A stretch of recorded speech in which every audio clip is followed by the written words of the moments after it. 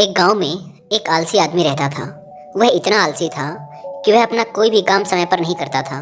वह अक्सर सुबह देर तक बिस्तर में पड़ा रहता और फिर जब उठता तो कभी यहाँ बैठता, कभी वहाँ बैठता, कभी इससे बातें करता तो कभी उससे बातें करता, कभी बच्चों के साथ खेलने लग जाता तो कभी सुबह सुबह ही गैर जरूरी काम करने लग जाता। तो इस तरीके से वह अपना सुबह का समय व्यतीत कर देता और फिर जब दोपहर नज़दीक आने लग जाती तो सोचता कि अब तो दोपहर होने वाली है, इसीलिए स्नान करके पहले भोजन कर लेता हूँ, फिर काम करूँगा। फिर जब वह भोजन कर लेता तो सोचता अभी थोड़ी देर आराम कर लेता हूँ, फिर काम में लग जाऊँगा।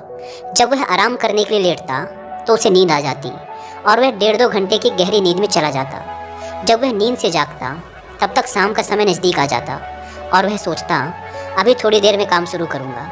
लेकिन आदत से लाचार वह फिर कोई गैर ज़रूरी काम पकड़ लेता या फिर किसी मित्र या पड़ोसी से गप्पे मारने लग जाता या फिर कहीं आसपास घूमने निकल जाता। इस तरीके से उसकी शाम भी बीत जाती और रात आ जाती। रात में भोजन के पश्चात जब वह सोने के लिए जाता तो वह आत्मग्लानि से भर जाता। उसे यह सोचकर बड़ा दुख होता कि मेरा आज का दिन भी यूं ही बर्बाद हो गया। वह रात को यह निश्चय करके सोता कि मैं कल सुबह जल्दी उठकर अपने काम पर लग जाऊंगा, किसी प्रकार का टाल मटोल नहीं करूंगा और ना ही आलस्य करूंगा। लेकिन जब सुबह होती तो उसका आलस्य फिर उसे घेर लेता। उसका बिस्तर छोड़ने का मन नहीं करता। वह देर से उठता और आदतन वह सारे काम करता जो उसने पिछले दिन किए थे। तो इस तरीके से वह आलस्य और टाल मटोल के चक्र में फंस चुका था। ऐसा नहीं था कि वह कुछ करना नहीं चाहता था या फिर आलस्य के अपने इस चक्र को तोड़ना नहीं चाहता था। वह कई बार आलस्य के इस चक्र को तोड़कर अपने महत्वपूर्ण कामों को करने में जुट भी जाता था, लेकिन वह अपनी इस नई आदत को लंबे समय तक कायम नहीं रख पाता था और फिर से अपनी वही पुरानी टाल मटोल की आदत में फंस जाता था। उसके इस आलस्य और काम को टालने की आदत से उसके साथ साथ उसके घर वाले भी बहुत परेशान थे, क्योंकि वह उन कामों को भी टालता रहता था जिससे उसका घर चलता था। खेती उसकी आय का एकमात्र स्रोत थी, लेकिन वह खेती के कामों में भी टाल मटोल करता रहता था। वह ना तो समय पर जुताई बुवाई करता, ना ही फसलों की सही से देखभाल करता और ना ही समय पर फसलों को पानी देता, जिससे उसकी फसल औरों के मुकाबले कम होती थी और वह उससे उतनी आय नहीं कर पाता था जिससे उसके घर का खर्च आसानी से चल सके। घर में पैसों की कमी की वजह से अक्सर उसे पत्नी के गुस्से और तानों का सामना करना पड़ता था और कभी कभी तो बात लड़ाई तक भी पहुंच जाती थी, जिससे अब वह बहुत परेशान रहने लगा था। लेकिन वह चाह कर भी अपने इस मानसिक आलस्य के दुष्चक्र को तोड़ नहीं पा रहा था। एक दिन ऐसे ही वह अपने घर के बाहर बैठकर अपने आलस्य से बाहर निकलने का तरीका सोच रहा था कि तभी अचानक उसकी नज़र अपने घर से कुछ दूरी पर बने मंदिर में रहने वाले महात्मा जी पर पड़ी।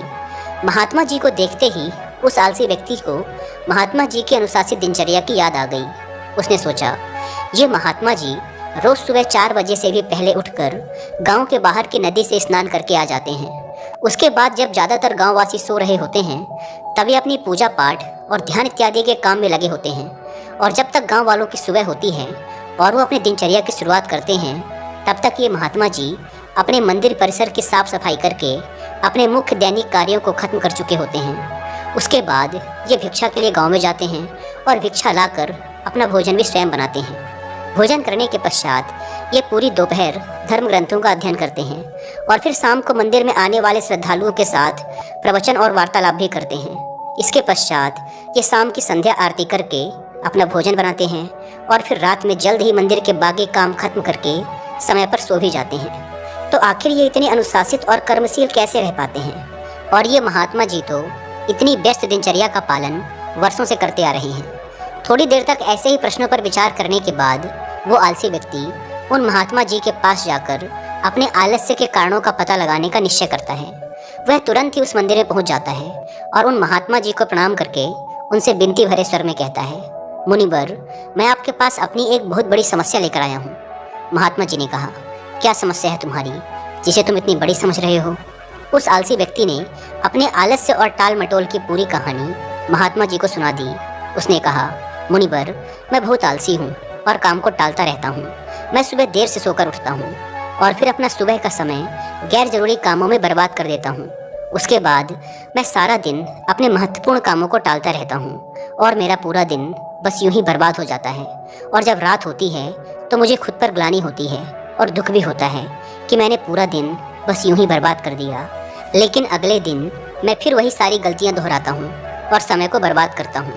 मुनिवर, मैं आलस्य और टाल मटोल के बुरे दुष्चक्र में फंस चुका हूँ और इससे बाहर नहीं निकल पा रहा हूँ। कृपया मुझे अपने इस आलस्य से बाहर निकलने का कोई रास्ता दिखाएं। मैं आपके पास बड़ी उम्मीद लेकर आया हूँ। उस आलसी व्यक्ति की बात पूरे ध्यान से सुनने के बाद महात्मा जी ने कहा, आलस्य वो सुख है जो हमें दुख ही दुख देता है। कार्य या परिश्रम करने की क्षमता होने के बावजूद उस कार्य को न करना या उसे करने में टाल मटोल करना ही आलस्य करना कहलाता है। और ये आलस्य व्यक्ति को कहीं का नहीं छोड़ता। तुम्हारी आलस्य और टाल मटोल का सबसे बड़ा कारण तुम्हारी सुबह की खराब दिनचर्या है, क्योंकि तुम अपना सुबह का कीमती समय ही व्यर्थ के कार्यों और टाल मटोल में बर्बाद कर देते हो, जिससे तुम्हारे दिन की शुरुआत ही खराब होती है। और फिर जैसे जैसे दिन गुजरता है तुम्हें लगने लगता है कि तुम्हारा आज का समय भी बर्बाद हो गया। फिर तुम्हारा मन और भी ज़्यादा आलस्य और टाल मटोल करने लगता है, जिससे तुम्हारा बाकी का समय भी यूं ही बर्बाद हो जाता है और तुम कुछ भी महत्वपूर्ण नहीं कर पाते और इस आलस्य के चक्र में फंसकर रह जाते हो। अगर तुम अपने सुबह को जीतना सीख लो, अगर तुम अपने सुबह के समय का सदुपयोग करना सीख लो, तो तुम्हारा बाकी का दिन आसानी से संवर जाएगा। लेकिन सुबह को जीतना इतना आसान नहीं है। इसके लिए तुम्हें कुछ महत्वपूर्ण आदतों को अपने सुबह की दिनचर्या में शामिल करना होगा और उनका दृढ़ता से पालन भी करना होगा। तो आज मैं तुम्हें सुबह की ऐसी 7 आदतों के बारे में बताऊंगा, जिनको अगर तुमने अपने सुबह की दिनचर्या में शामिल कर लिया तो न केवल तुम अपने आलस्य और टाल मटोल से छुटकारा पालोगे, बल्कि एक अनुशासित और मजबूत व्यक्तित्व वाले इंसान भी बन जाओगे। तो इन 7 आदतों के बारे में ध्यान से सुनना। सुबह की पहली आदत जो तुम्हें अपनानी है वो है ध्यान का अभ्यास। चित्त को एकाग्र करके किसी एक वस्तु पर केंद्रित कर देना ध्यान कहलाता है। ध्यान करने से आत्मिक तथा मानसिक शक्तियों का विकास होता है। अगर तुम रोज सुबह बैठकर 10 से 15 मिनट सिर्फ अपनी सांसों पर ही ध्यान लगाओ, आती जाती सांसों को देखो कि जब सांस तुम्हारे अंदर जाती है तो पेट कैसे फूलता है, और जब वही सांस बाहर निकलती है तो पेट कैसे पिचकता है। देखो कि सांस पेट से चल रही है या सीने से, सांस दाएं नाक से ज़्यादा चल रही है या बाएं नाक से। तुम जब अपनी सांसों के प्रति जागरूक हो जाओगे तो यही ध्यान प्रक्रिया बन जाएगी और इस आदत को अपनाकर तुम्हारे अंदर जागरूकता और एकाग्रता बढ़ेगी और तुम देखोगे कि तुम पूरे दिन शांत, प्रसन्न और जागरूक रहोगे। तुम जो भी काम करोगे उसे पूरी एकाग्रता के साथ करोगे और तुम्हारे लिए वर्तमान में रहना बहुत आसान हो जाएगा। तो ये बहुत ही आसान लेकिन बहुत ही ज़्यादा प्रभावशाली आदत है, इसीलिए इसे ज़रूर अपनी सुबह की दिनचर्या में शामिल करो। सुबह की दूसरी आदत है धन्यवाद प्रकट करना। सुबह का माहौल शांत और खुशनुमा होता है। इस समय प्रकृति में एक अलग ही पवित्रता और ऊर्जा फैली रहती है, तो ये बिल्कुल सही समय है आभार प्रकट करने का। तुम्हारे जीवन में जो भी अच्छी चीज़ें, अच्छे लोग या अच्छी परिस्थितियां हैं जिनसे तुम्हें खुशी मिलती है, उन सब के लिए इस ब्रह्मांड को या उस ईश्वर को जिसे तुम मानते हो धन्यवाद कहो। ये सब तुम्हें देने के लिए उसका आभार प्रकट करो। जब हम अपना दिन धन्यवाद के भाव से शुरू करते हैं तो सारी बाधाएं अपने आप हटने लग जाती हैं और नए अवसरों के द्वार खुलने लग जाते हैं। फिर हम शिकायत के प्रति नहीं बल्कि कुछ बनने और कुछ करने के प्रति आकर्षित होते हैं। धन्यवाद के भाव से भरे व्यक्ति के अंदर से नकारात्मक विचार और दुख खत्म होने लगते हैं और वह अपनी सफलता के लिए नए रास्ते खोजने लगता है। आभार प्रकट करने से मन में सकारात्मकता और खुशी का स्तर बढ़ता है, जिससे मानसिक रोग और मानसिक विकार दूर होने लगते हैं। जीवन से असंतोष और कमी की जो भावना होती है वह सारी खत्म हो जाती है। ब्रह्मांड से जितनी भी चीज़ें मिली हैं उसके प्रति हमारे मन में धन्यवाद का भाव होने से हमें खुशी मिलती है। उसके बाद खुशी की ये तरंगें हमसे निकलकर पूरे ब्रह्मांड में फैलने लगती हैं। खुशी की ये तरंगें हमसे मिलकर आसपास के वातावरण में भी फैलने लगती हैं, जिससे हमारे साथ साथ पूरा ब्रह्मांड खुश हो जाता है। साथ ही आभार प्रकट करने से हम अपने आसपास के लोगों के प्रति हमेशा धन्यवाद से भरे रहते हैं, जिसकी वजह से लोगों की नज़र में हमारी जो छवि होती है वह अच्छी हो जाती है। लोग हमको एक अच्छे और भले इंसान के रूप में देखने लगते हैं। इससे यह होता है कि जो भी हमसे मिलता है वह हमारा दोस्त बन जाता है और हमको पसंद करने लगता है। संक्षिप्त में कहें तो रोज़ धन्यवाद प्रकट करना जीवन में सुख, शांति और समृद्धि के द्वार खोल देता है। इसी तरह तीसरी आदत है व्यायाम। व्यायाम यानी कसरत करना बहुत ही ज़रूरी है। अपनी सुबह की दिनचर्या में व्यायाम या योगासनों को शामिल करना व्यक्ति को चमत्कारिक रूप से बदल कर रख देता है। नियमित रूप से व्यायाम करने से व्यक्ति का मन बहुत ही प्रसन्न और उत्साहित रहता है। दिन भर शरीर में ऊर्जा बनी रहती है, शरीर मजबूत और आकर्षक बनता है, खाया पिया शरीर पर लगता है। एक नियमित रूप से व्यायाम करने वाला व्यक्ति लोगों की भीड़ में भी सबसे अलग नजर आता है।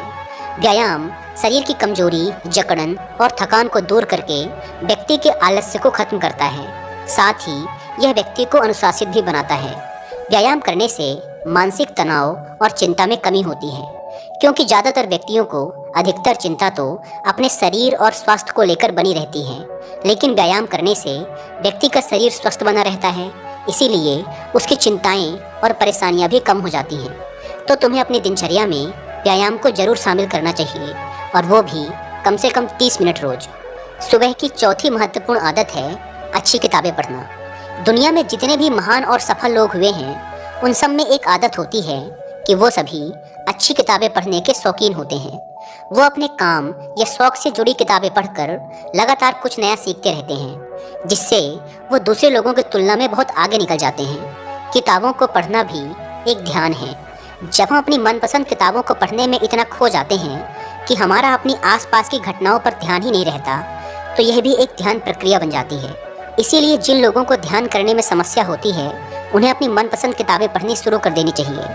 किताबें पढ़ने के बहुत से फायदे हैं, जैसे इससे एकाग्रता बढ़ती है, दिमाग तेज होता है, तनाव कम होता है, जानकारी बढ़ती है, बात करने, बोलने और लिखने की कला विकसित होती है, कल्पनाशीलता बढ़ती है, याददाश्त बढ़ती है, अच्छी नींद आती है, अकेलापन दूर होता है और ये हमें एक बेहतर इंसान बनाती हैं। इसीलिए तुम्हें हर दिन सुबह या रात में सोने से पहले किताबें जरूर पढ़नी चाहिए। सुबह की 5वीं आदत है लक्ष्य निर्धारित करना। सुबह सुबह हमारा मन ज़्यादा शांत और स्पष्ट होता है। हम ज़्यादा स्पष्टता के साथ सोच सकते हैं। इसीलिए दिन भर में क्या क्या काम करना है, कौन सा काम किसे सौंपना है या किस नए काम की शुरुआत करनी है, इन सब चीज़ों की योजना सुबह सुबह ही बना लेनी चाहिए। लक्ष्य निर्धारित करना इतना ज़रूरी क्यों है? क्योंकि हमारा मन इतना चंचल होता है कि वह एक दिशा में आगे बढ़ने के लिए तैयार नहीं होता, बल्कि जो मन को अच्छा लगता है उसी दिशा में कार्य करने के लिए हमें मजबूर करता रहता है। मन की इच्छाएं मौसम की तरह होती हैं, जो हर कुछ समय अंतराल के बाद बदलती ही रहती हैं। इसीलिए मन की इन इच्छाओं को नियंत्रित करने के लिए लक्ष्य को निर्धारित करना बहुत आवश्यक होता है। जब हम लिखित रूप में अपना लक्ष्य निर्धारित कर लेते हैं, तो हमारा लक्ष्य हमें एकदम साफ साफ दिखाई देने लगता है, और लक्ष्य निर्धारण के द्वारा हम अपने मन पर काफ़ी हद तक काबू भी पा लेते हैं। लक्ष्य निर्धारण के द्वारा हमें अपने मन को एक कार्य में केंद्रित और एकाग्रचित करने में मदद मिलती है। सुबह की छठी आदत है पानी पीना। सुबह उठते ही 2-3 गिलास पानी पीना शरीर के लिए अमृत का कार्य करता है। सुबह सुबह पानी पीने से पेट अच्छे से साफ होता है। शरीर में रात भर में जो भी पानी की कमी हुई है, उसकी पूर्ति हो जाती है। सुबह अच्छे से पानी पी लेने से शरीर में दिन भर ऊर्जा और ताजगी बनी रहती है। सुबह ज़्यादा पानी पीने का एक फ़ायदा ये भी होता है कि फिर हमें दिन भर बार बार प्यास नहीं लगती। अगर शरीर में पर्याप्त पानी की मात्रा बनी रहती है, तो इसके बहुत सारे फायदे भी होते हैं। जैसे इससे शरीर की अच्छे से सफाई हो जाती है, त्वचा चमकदार और सुंदर दिखती है, दिमाग तेजी से कार्य करता है, पाचन में सुधार होता है और शरीर का वजन नियंत्रित रहता है, जिससे शरीर को आलस्य और थकान कम होती है। इसीलिए सुबह उठकर गुनगुना पानी पीना बहुत ही अच्छी आदत है। सुबह की 7वीं अच्छी आदत है कि सुबह का नाश्ता अच्छा और पौष्टिक हो। नाश्ता हमारे दिन का पहला भोजन होता है, इसीलिए इसका पौष्टिक और अच्छा होना बेहद ज़रूरी है। अगर हम सुबह सुबह ही ज़्यादा भारी, तेल युक्त या कोई ऐसा नाश्ता कर लेते हैं जो हमारे शरीर के लिए अच्छा नहीं है, तो हमें सुबह सुबह ही भारीपन और आलस्य महसूस होने लगता है, जिससे हम अपने कामों पर सही से ध्यान नहीं दे पाते। और अगर हम भूख होने के बाद भी सुबह नाश्ता नहीं करते, तो फिर हमें कमजोरी, भूख और थकान सताने लगती है, जिसकी वजह से भी हमारा काम पर मन नहीं लगता। इसीलिए अगर हमें सुबह भूख महसूस होती है, तो अच्छा और पौष्टिक नाश्ता जरूर कर लेना चाहिए। लेकिन ये ज़रूरी है कि भूख लगे। नाश्ता ज़बरदस्ती या फिर सिर्फ नियम पूरा करने के लिए नहीं करना है। इतना कहने के बाद महात्मा जी ने अपनी बात समाप्त कर दी, और उस आलसी व्यक्ति ने भी महात्मा जी की बातों को ध्यान से सुनने के बाद उन 7 आदतों को अपने सुबह की दिनचर्या में शामिल करने का निश्चय कर वहाँ से चला गया। दोस्तों, आज के समय में एक और बुरी आदत है जिसकी वजह से लोगों की सुबह की दिनचर्या खराब हो जाती है और वह आदत है उठते ही मोबाइल फ़ोन पर लग जाना। आजकल तो लोगों के सुबह की शुरुआत ही मोबाइल के साथ होती है। उठते ही सोशल मीडिया पर लग जाते हैं और सुबह के लिए इससे बुरा काम और कुछ हो ही नहीं सकता। आपको सुबह उठने के बाद 1.5 से 2 घंटे तक स्क्रीन को नहीं देखना होता है, इससे दूर रहना होता है। देखिए, मोबाइल हमारी सुविधा के लिए बनाया गया है और ये बहुत अच्छा है, लेकिन अगर यही मोबाइल हमें बीमार और कमज़ोर बना रहा है तो यह बहुत बुरा है और ये हमारी कमज़ोरी है, क्योंकि मोबाइल खुद से उछलकर हमारे हाथों में नहीं आता। वो हम ही हैं, वो हमारी ही कमज़ोरी है जो इससे चिपके रहते हैं और फिर बोलते हैं कि मोबाइल का एडिक्शन छूट नहीं रहा। ऐसे दोष देने से कुछ नहीं होगा। हमें खुद को संभालना और सुधारना होगा, खुद पर नियंत्रण लाना होगा और सुबह के स्क्रीन टाइम को बिल्कुल ख़त्म करना होगा। ना लैपटॉप, ना टीवी और ना ही मोबाइल।